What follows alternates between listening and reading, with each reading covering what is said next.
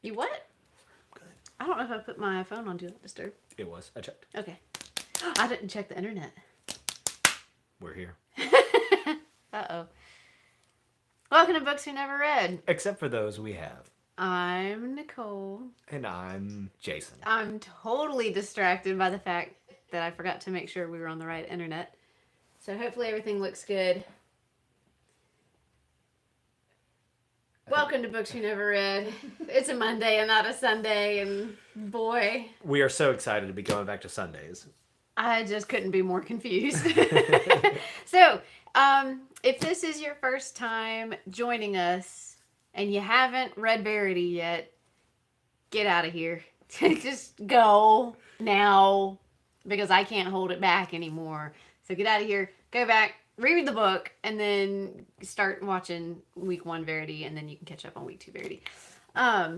If you have indeed read Verity, please stay and tell us your thoughts in the chat. And if you're catching this on the replay, tell us your thoughts in the comment box below, because I'm going to have stuff to say about this one for a long time. We've had like 40 views on the first episode of Verity, Oh, wow. which is big for us. Yeah. Yeah, there's 3 body, Yeah. and then there's everything else. Yeah. So now there's Verity. Yeah. It's everybody come to share their trauma, I'm sure. Guys, this book was nuts. Yeah. We are on YouTube Music as a podcast, if you're interested in that. We also take the discussion kind of off of YouTube onto Good Reads. We're a community at Books We Never Read. So please join us there. And I know we haven't announced another book yet. We have to take next Sunday off. And with the way we've been doing these last 2 weeks, I'm all confused about everything. So I will pick a new book. We will announce it as a short. And then we will go ahead and put up a syllabus for the reading that would be due not this upcoming Sunday, but the following. And that is going to be the next time we go live. Sunday morning at 10, per usual. And we will have plenty of time to read that book. Hopefully. I'm doing my best. If you have any recommendations for things that we should read, pop those in the chat or in the... it might be better if that goes into the comment box below, just because it's easier for us to see that in a more permanent, stable way. Sure. Okay, this book. Okay, so already in the chat. First of all, Peggy woke up at like 3 a.m. just to join. So I think that means she's got stuff to say. Gold star. And Allison's here, and she said this book was crazy. Yeah. So what were your thoughts? I feel like a moron for all the things we said last week, right? Like, just maybe don't watch the first episode. Because we were halfway through and we didn't understand how crazy it was going to be. You know what? Number 2, I legitimately had nightmares. Let's see, so we did our show Monday night, which is not normal. As soon as we were done, I went and finished the book, read the whole thing, and then had nightmares. Mm-hmm. Particularly that somebody was standing in the bedroom door watching me.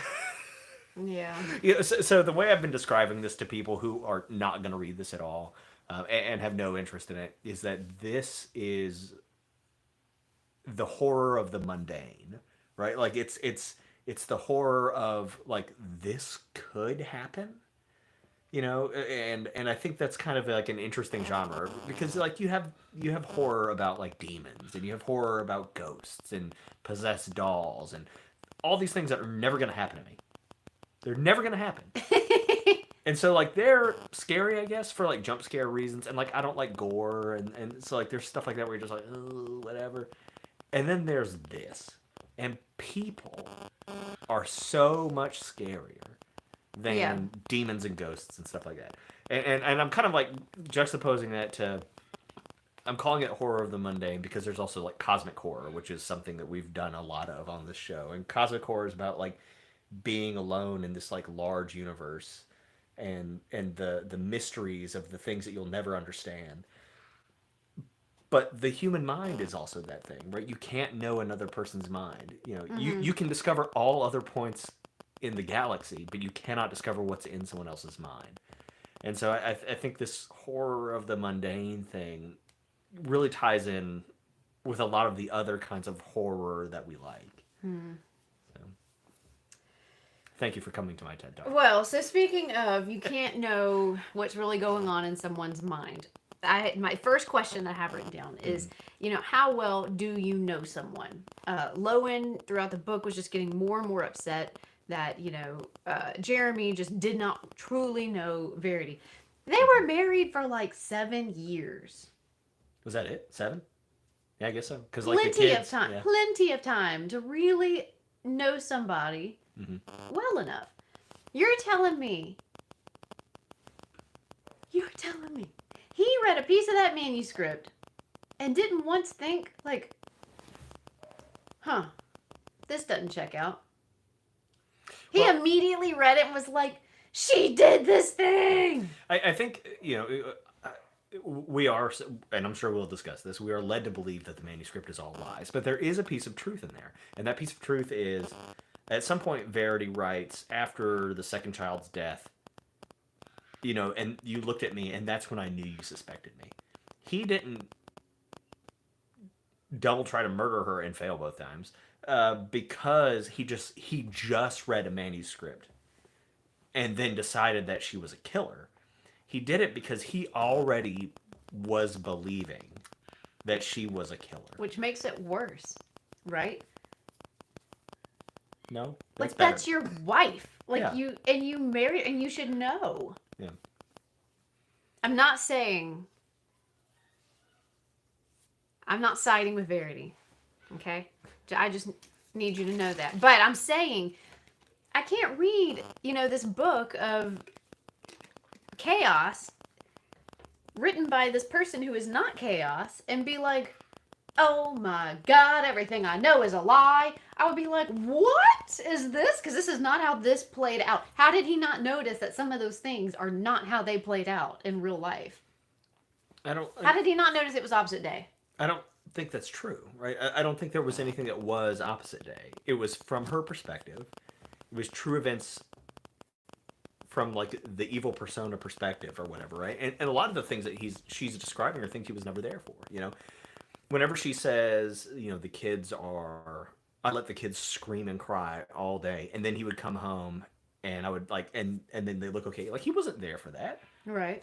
And so he comes home and they're good. And like, so there are things in there that are reinforcing the narrative because they are true. He would come home and the kids were behaving. And now there's this thing that says, well, it's just because like right before we walked in, I fed them,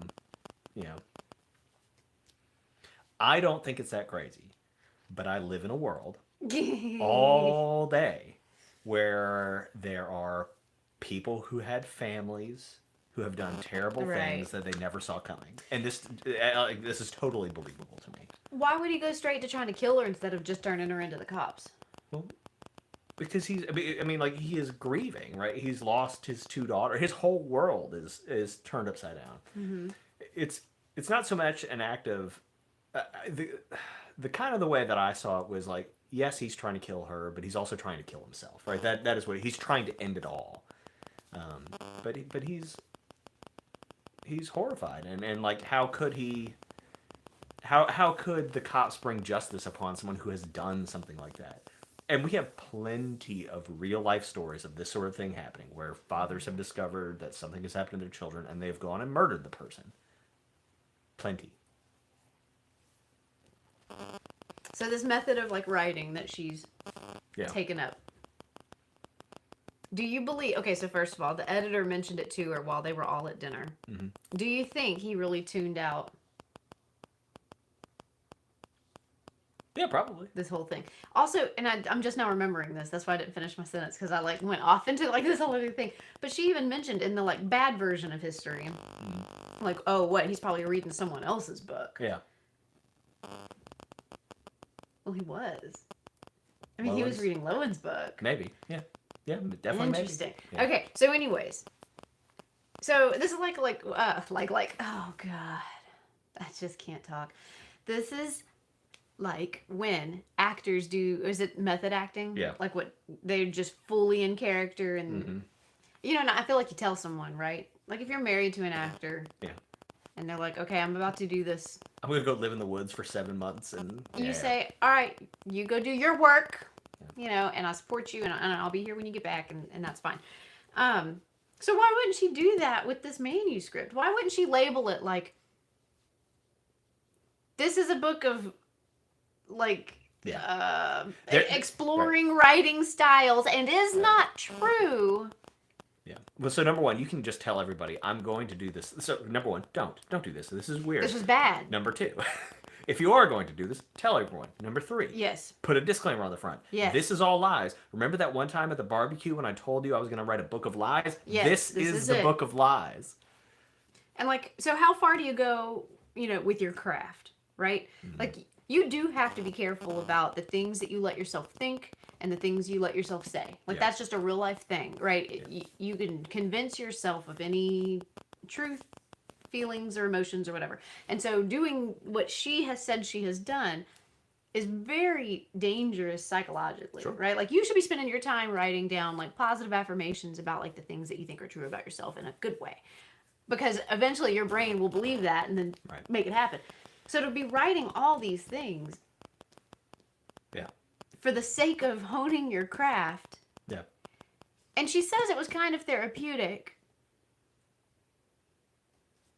But like therapy, you could have done that. Yeah. Do you remember that time that Johnny Depp played Jack Sparrow and never recovered? Yeah. I'm not joking. But like on a sadder end, Heath Ledger, right? Yes. Okay, sure. Truly went into it and did not come out of it. I mean, like, that's a thing, right? I'm yelling. I'm so sorry. You're pretty loud tonight. But, like, that's a real thing where people, you allow these negative thoughts to be in your head long enough that eventually they come to you, like, unbidden and not at the appropriate time. And I'm not necessarily saying that you would act upon them at that point, but...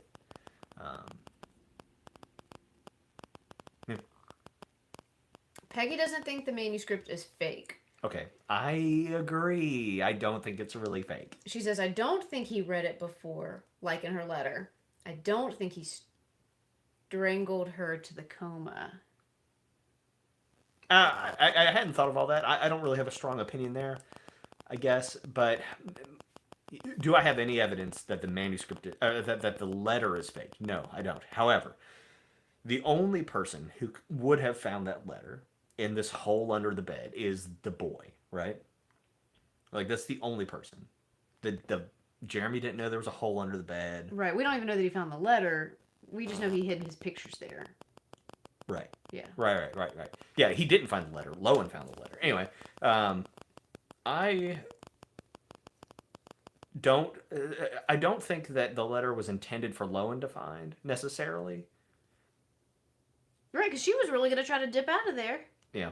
With her kid. But I think it was put there to mess with them. Or like it was meant for Lowen, because Jeremy would have read it and been like, this is not true, right? If these things are not true, like right? If he didn't really run her car in the tree and he didn't. I think he did, right? Like, I think he really did. But this is the thing where she's getting her, like, last revenge, right? She's saying, you tried to kill me and none of it was true. Even though, like, maybe it was. I don't know. I think that's a more interesting story. Crazy. Because I think it's weird. Right. Well, okay. So, Peggy saying that she does not think that he read the manuscript before. One of my questions was, when Lowen gives him the manuscript, why is he acting like that's brand new information? Yeah. And that he's never seen it before. Yeah. Well, I think it's not, that's not the part that he's reacting to. When he gets the manuscript and is freaking out, what he is reacting to is the fact that his wife is actually in there and is fine and has been faking it all this time. That is what he is reacting to. Well, I've like blinked out on something. Why did the kid have to have stitches? Was it because he bit the knife? Because he stabbed him. Yeah, he was licking the peanut butter off and shoved the knife into his mouth. But that was the whole thing? Okay. What I really want is like a sequel to this book where we find out that Crew is a psycho. Okay, so I have notes on that too. That kid is not going to be okay. This is going to be a retreat throwback. 100%. Like, play through your mind everything that happened all the way at the end of the retreat. Yeah. Sure. Here we are. I don't know what. I am hype. Yeah, quite. Sorry. I've had a lot of caffeine on this book. Yeah, but I mean, like, what's kind of cool is that like the book is left open to interpretation, I suppose. Right? Was she innocent? Was she not? You can see what you want to see there, and ultimately, it doesn't matter. Like, it doesn't matter. Um, Lowen was probably going to live with the guilt anyway, even if Verity wasn't innocent. Right? She didn't want to kill somebody. She was just like there, and then like quietly was like, let's just fix it. I don't know. She had to change her heart real fast. But, yeah. Because she's just gotten too close. Okay, anyway, hold on. Back to Crew. Okay. So Crew knew that Verity was fine. He's been having conversations with her every day, hanging out in her bed and coloring and playing on his iPad every day. Mm-hmm. And at some point, he's going to be a grown-up hearing these stories about how his mom was in a vegetative state until she died. Yeah. He gonna have some stuff to work out. Yeah. That's not gonna jive in his brain when he realizes he's gonna know. And that's how we're gonna have a retreat situation. Yeah. Jeremy, Crew's coming for you. I think best case scenario would be that he doesn't remember it accurately, like as he grows up, and that happens all the time. I'm sure it will, but at some point he's gonna get like hypnotized or something, and it's all gonna come out, and he's gonna be like, "Oh my God, my dad killed my mom." Hang on. We need to catch up. What's going on? Okay. Okay, yes. So Allison brings up the bonus chapter. And I didn't know this is what you wanted to talk about, but I'm aware of the bonus chapter, and I have not read it because it is not my version of the book. Someone tell us about the bonus chapter. The bonus chapter is where... Okay, let's see. Anyway, Allison can catch us up on it, but what I believe it is it's after Lowen has the baby, and she begins to realize how much she has in common with Verity's manuscript, and like how she really does sort of like have these secret thoughts. And that's why the manuscript is possible, because people have these secret thoughts. People do have these secret thoughts. And like normal people aren't going to admit it, and I'm on board, but right. like it's a problem. Yeah. It's a problem that you can't admit it. It's a problem if you do admit it. Yeah. It's all a problem. You know what also is a problem? The fact that this man can't keep his procreative bits to himself. This is the second child that we know of who was conceived without permission. And then she was so weird about it. She was like, let's make sure we keep it all in there. Ooh, Lowen, what are you doing?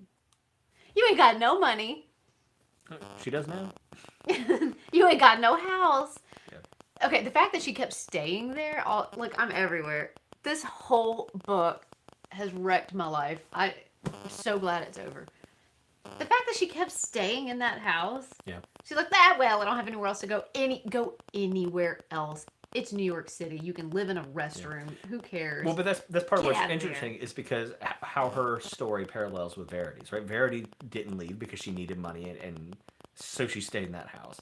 Lowen is there because she needs money, and she stays in that house. And both of them feel like they can't leave, right? They both feel sort of like sucked into this trapped. Yeah, dynamic.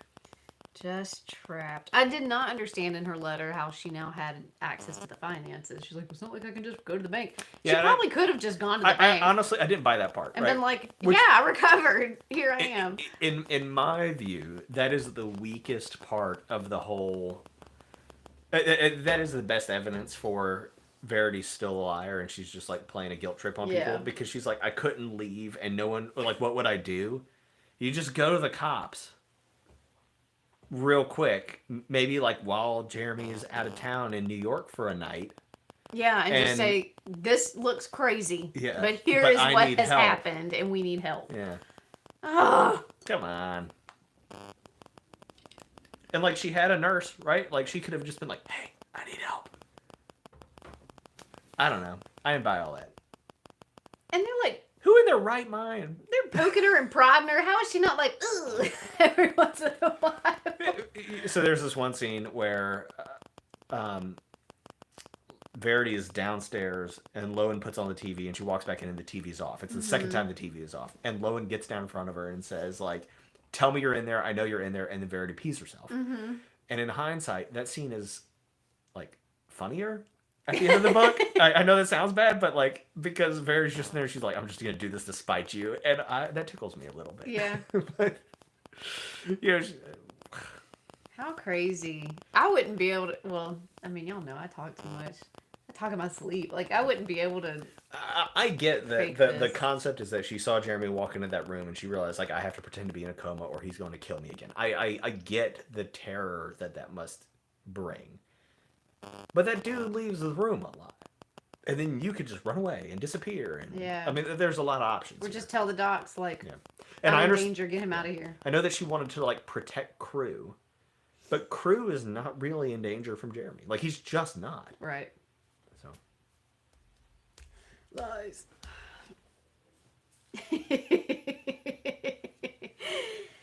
Okay. I have more notes. We're only halfway down the page. Still not cool with the fact that Jeremy busted up in the bathroom at the first chapter of the book. Still not cool with that. I did not like Jeremy from the beginning, and I still do not like him. He's a good dad. he's a killer. He's a killer. Yeah.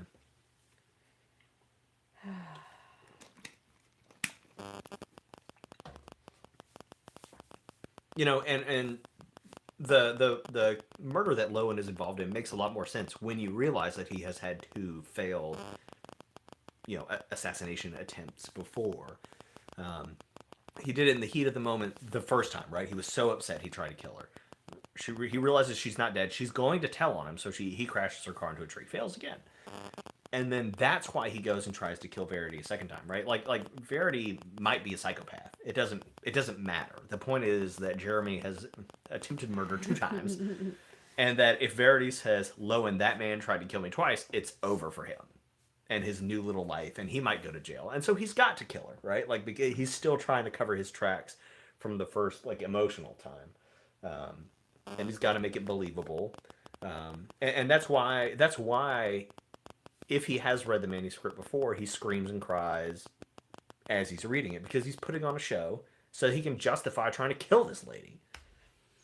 A lot of people covering tracks around here. Mm-hmm.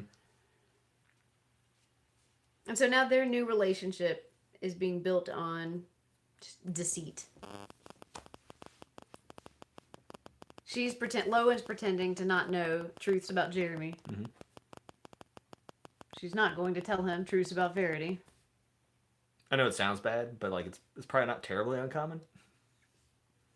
I mean, everyone's got their secrets, but like, yeah, not like this. Not murder. Probably. Not like this.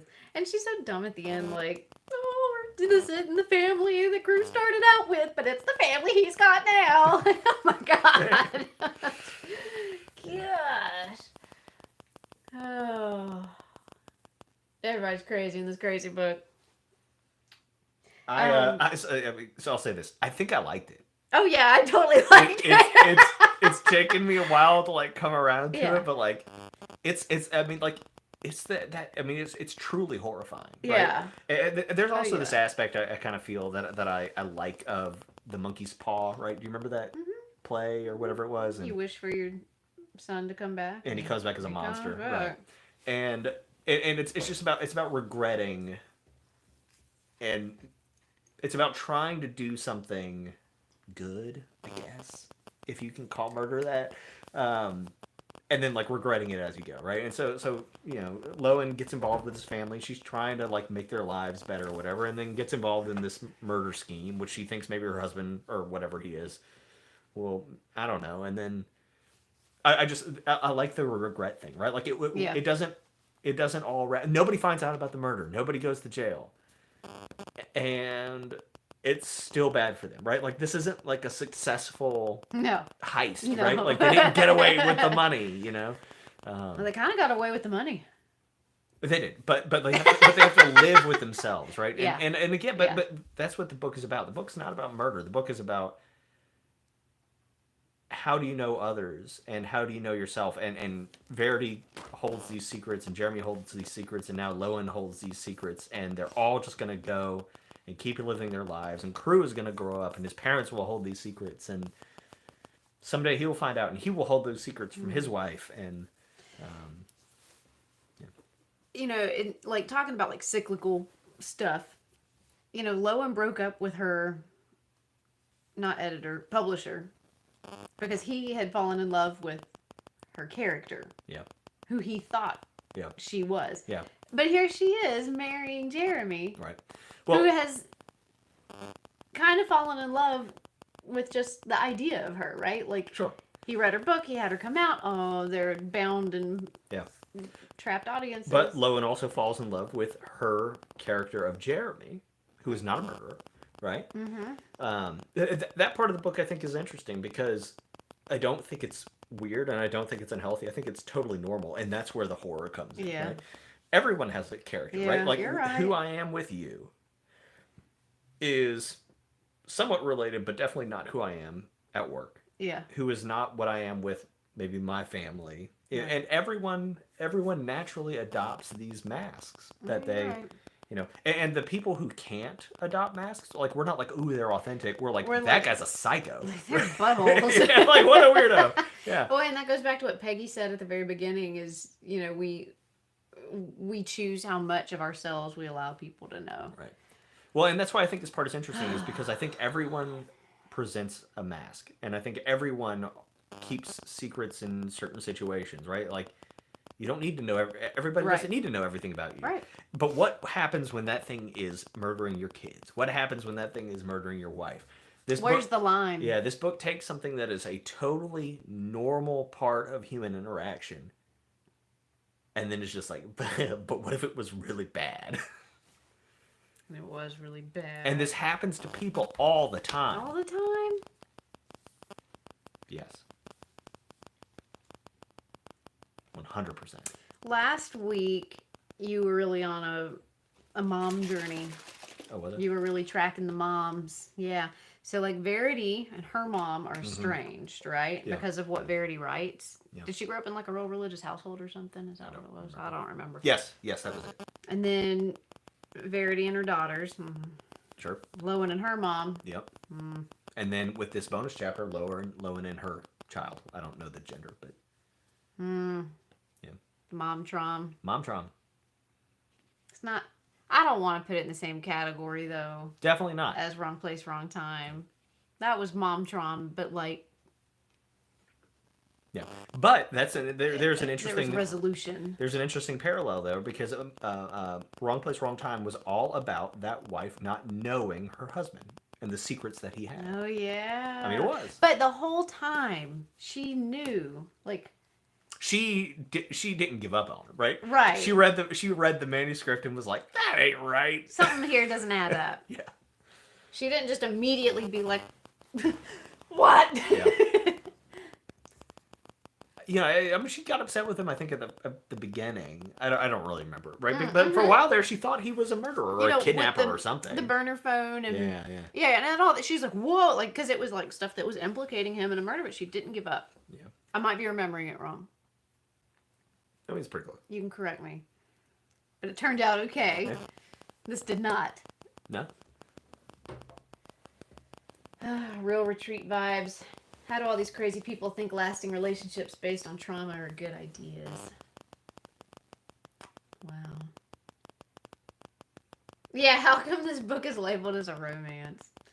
I mean, like, yeah, I don't know. So, there is an afterword where she thanks people for, like, letting her do this thing that is totally outside her norm.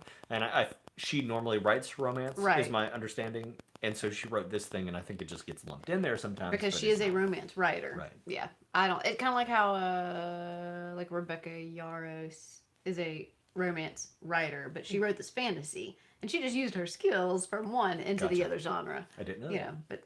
And romantasy is becoming a thing. Right. Like a genre. Yeah. So, yeah, this was not a romance. And Allison will not read the bonus chapter. I'll read it for all of us. Did you have the bonus chapter? How did you know about it? Boy, howdy. Let's see if I made it to the end. Who's the real villain here? Crew. I'm just kidding. Just our own minds. Right. We cannot trust anything about our own brains. You know, this is how you know she's not a psycho. If she was a real psycho, she would have left a note that said, "I am Crew, and I have killed everyone." Oh, I know. poor little boy. But I'm naming that boy because he was conceived in a canoe. yeah, I mean, so that's a good question though. Like, who is the bad guy? And like, we talked last week about like predatory behaviors as far as Jeremy and Verity both go in like when they first met, right? But like on the grand scheme of things, it wasn't terribly predatory, right? Not healthy. I'm on board. But there's actual predatoriness that happens in the world, and that wasn't it. So, but like, what happens when like you are a normal person and you are in a normal relationship, and like you've got some baggage because your mama didn't love you or whatever, and then you become this thing, you know? Like, are they bad because of their nature, right? Right. Or are they bad because like this is just what they have done to each other? Yeah. And And I agree with that. I think or they are were they bad bad for each because, other. or are they bad because Verity wrote this thing and didn't tell anybody and left it in the house? Yeah. That, I mean, like, that might be literally the only problem. We were great. Everything was fine. I loved my kids. That's what we're supposed to believe. And then I wrote this thing. You read it, believed it. Is that really, Jeremy? If that's all true, is that really his fault? Like, is it really? Really? One more time for good measure. Really? What Peggy say? Oh, she said they're all villains. Chan said it in the last book that humans do what we're capable of. Gold star to Peggy. Yeah. Always throwing back them old books. Oh, Allison was looking for a sequel and found the bonus chapter. Okay, gotcha. Wow.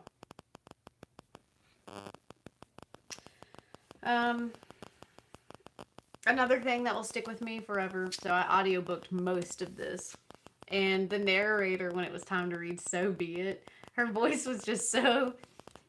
It was so like this. Mm-hmm. So be it. I'll drive my car into a tree. And I cannot not hear it. And whenever she did Jerry's voice, he'd go, hey. I don't remember that. It was But rough. that just like plays in my head when I'm like working. So be it. I will drive my car into a tree. And that's even with it sped up. How deep was her voice going without it sped up? Yeah. I mean, she should have been sounding like a chipmunk at the rate I was listening. So what does the group think about doing horror again? Or like a... Is this our first thriller? No. Of the year? Okay, so we've read Retreat, which was kind of in the same vein, but I found this much scarier. But I mean, like, I'm here for this. I think it was kind of fun. We've been watching a lot of Harlan Coben shows on Netflix. And by a lot, I mean when we're not reading. It's been bad. It's bad. It's cut into We have watched maybe 4 series. in maybe 5 weeks, right? Like, And like it's we don't have time for this, No, but we are it's been doing bad. it. Yeah. And yeah, I think I would like to read a Harlan Coben. Yeah. I'm tempted to pick one next, but I want to switch genres. I need to be responsible. Responsible.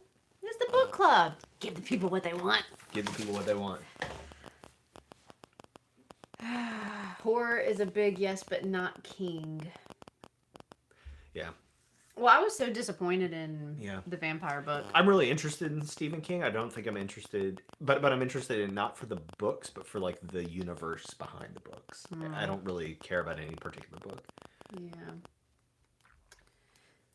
Yeah. Yeah. Yeah, so this was a true psychological thriller. Oh, yeah. Right, like, just, yeah, this huge reminder that we cannot trust our senses. What we see, what we hear, anything. I like to imagine sometimes, like, what would the horror book be that I would write? And it's people getting, like, murdered while they're taking out their trash, and people getting, like, murdered while they are by, like, a loud washing machine or dryer or something. And it's, like, the idea being that it scares you to do your normal stuff. And that's how this book is. You want to know what scares me? When things aren't what they seem to be. So, like, as a kid, we'd go trick-or-treating, whatever, and we'd pass a scarecrow, and I would be like, okay, this is a scarecrow, and it is not real, and everything is fine. And I'd walk past it, and then it would move, and that would just rip my world apart, because this thing that I knew was not real is now real. This comatose woman on the floor in the monitor. Right. Okay, but so take what you're saying here and apply it to Jeremy, right? a loving mother who is not and is a murderer, right? Like you are saying the same thing. I know, but I just hate them. Okay. Sorry, Jeremy. It's fine.